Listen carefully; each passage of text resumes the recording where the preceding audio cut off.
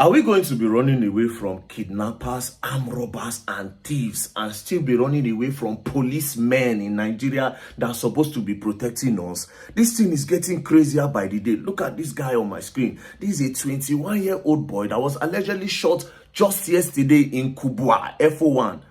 Sokare Junction in Abuja. Just yesterday. This boy said they met him at the road and next thing they were telling him to bring 200,000 naira. And because he did not have, one thing led to one thing, and he was shot on the foot.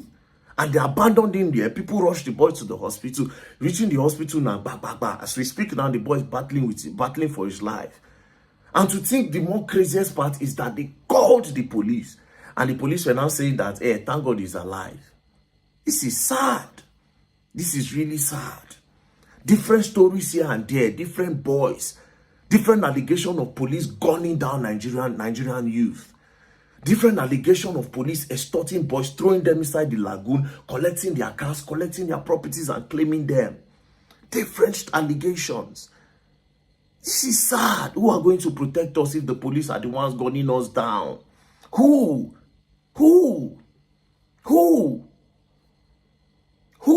So this boy is still in the hospital as we speak. I will expect the FCT PRO to do a deep investigation on this, and even the first PRO. I will expect you to do a deep investigation on this. Because if these policemen keep on doing this thing without being held accountable, then we don't have Nigeria anymore. We don't have Nigeria anymore. Please, the first PRO's office and the FCT PRO's office, make sure you look into this case and bring those policemen to the doormat of justice. 21-year-old boy, where wants 200,000 from? At this junction, it is still safe to say that the policemen are also good as the thieves because they are also armed and they are forcing people to give them money. That's the same thing that the thieves do. That's the same thing the thieves do. Now let thief go tell you may give her money. If you don't agree, go shoot you. Now police don't they do the same thing. So better still, some of these policemen are also thieves. It is sad. Please, I will expect the policemen to provide those men that did those things. Do a deep investigation. The men that were on duty, bring them out. And they must compensate this man and take care of him and take care of his hospital bills. This is not fair. I get more for my DM. Different police this, police that, police that. Dear women, stop using the children to fight your ex because it didn't work. Stop using the children to fight your ex because it didn't work. Stop using the children to fight your ex because it didn't work. Also, men, stop using your children to fight their mothers because it didn't work. Stop using your children to fight their mothers because it didn't work. Stop using your children to fight their mothers because it didn't work. It is not fair. This thing is becoming a norm. When two couples, when they try in a marriage and they failed, or in a relationship and they fail, the next thing that they do, they start securing the children to be on their side. The mother will carry the children. If she got custody, she'll carry the children and start turning the children against their fathers. And also, if some men do it the same, some men do it too. If they secure custody, they'll start using those children to fight their mothers.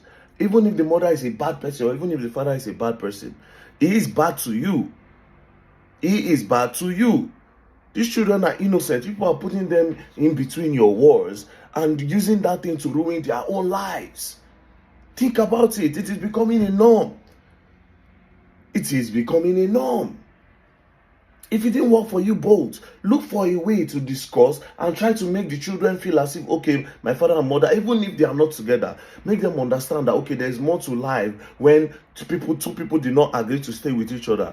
You are ruining the life of these kids. Yesterday, one man met me. He was frustrated to the core. The man almost cried. Showing different proof of how the wife assaulted him. The wife was hitting him. He had videos upon videos.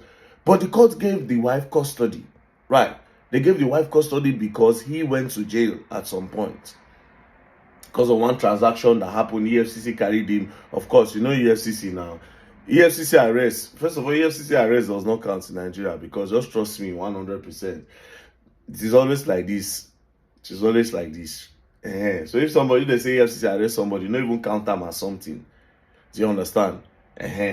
Now, He said he went to prison, and when he came back, after like 1 month or so, when he came back, when they were dragging the case, custody, the wife now told the judge that this guy is an ex-convict. How would you give custody to an ex-convict? That made him lose the case, even though he had a lot of evidence against his wife on how abusive she was, how she was hitting him and everything. Cut the long story short, they gave her custody. Oh yeah, let me see Pekin. It became a problem. It became a very serious problem. But that's not the only one. I've had some women say, oh, my husband is asleep. My husband took the children. I've not been able to see my kids. Women go through this too as well. Please, you guys should stop doing all these things. Please. This thing is going to mess up the kids, the life of the kids. And also, all these people will be saying, una one are never born. Una they watch una one born for, or una they get into it. But at the end of the day, how will you know? Everybody look like a nice person until una don't go deeper into all these things. But my appeal is this: stop using the children to stage war. The only people that are the casualty of this type of war are the kids. That's just the message I have for you this Sunday. Thank you very much, and don't play.